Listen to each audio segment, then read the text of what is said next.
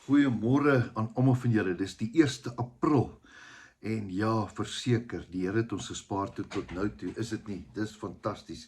Ons is so dankbaar teenoor die Here. Vanmôre kan ons niks anders as om loof en te prys nie. Jy weet, dit is nou hierdie naweek wat kom, is dit Paasnaweek en dit laat my altyd baie diep dink.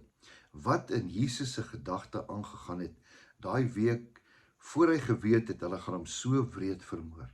Dit is angswekkend om te dink wat Jesus moes deurgegaan het. Hoe sou hy geslaap het? As jy nou weet, oor 'n week gaan jy doodgemaak word, wreed. Jy gaan onherkenbaar vermink word. Hoe gaan jy voel?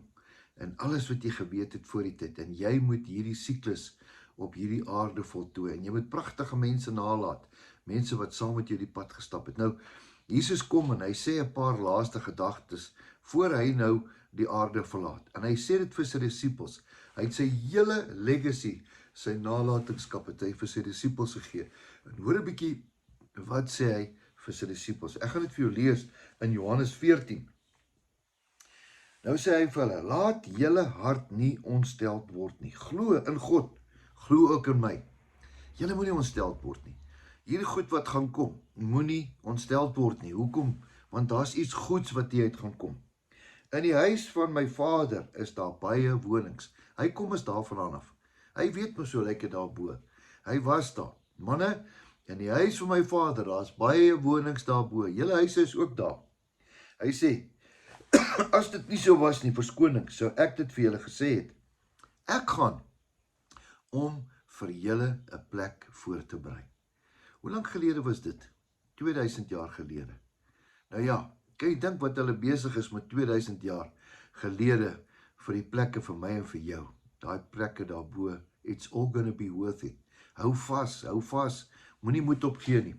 En as ek gegaan het om vir julle plek voorberei het, dan kom ek weer terug na julle toe, om julle na my toe te neem, sodat julle ook kan wees waar ek is. Hierdie is so mooi.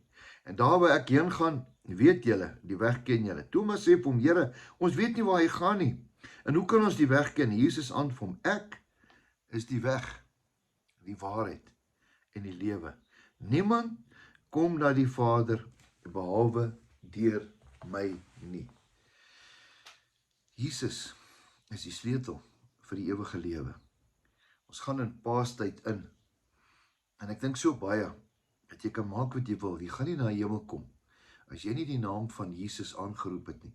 Jy gaan nie kind van God genoem word as jy nie daai naam van Jesus aangeroep het nie. Hierdie Jesus wat aarde toe gekom het om te kom sterf, sodat ek en jy die ewige lewe kan kry, om al ons sondes te vergewe, om alles wat ons gedoen het, alles wat ons doen, en nog alles wat ons gaan doen, is klaar vergewe, dis afgehandel op die kruis. It is finished. Dis klaar, dis afgehandel. Dit is volbring. Dis wat hy gesê het. Eintlik, hoekom het hy dit gesê? Om net ons te laat besef, dat ons lewe op aarde is dalk 100 jaar. Maar dan kom ons ander lewe. En al wat gaan saak maak is die naam van Jesus. Ek sal my lewe lank net eintlik wil preek oor daai naam.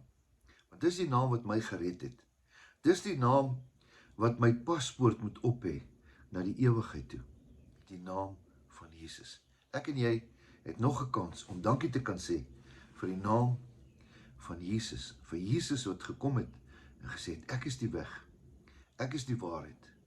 Ek is die lewe. Gaan jy saam met my bid vanmôre? Here, baie dankie vir hierdie wonderlike geleentheid om die naam van Jesus aan te roep. U woord sê, elkeen wat my naam aanroep sal gered word. Jesus, ons roep u naam aan. U is die weg, u is die waarheid, u is die lewe. Alles wat u gesê het, is die waarheid. U het gesê, u gaan lewe, u gaan sterwe, en dan gaan u opstaan, vir elkeen wat in u glo, om die ewige lewe te hê. Here, ons kom na u toe, en Here, uit afhanklikheid uit erkentlikheid en sê dankie vir Jesus Christus, ons loof en prys u naam. Amen. Wonderlike geseënde 1 April vir julle. Mag jy weet dat hierdie wonderlike Jesus het jou baie lief en dat jou beste nog steeds voor lê. Totsiens, tot 'n volgende keer.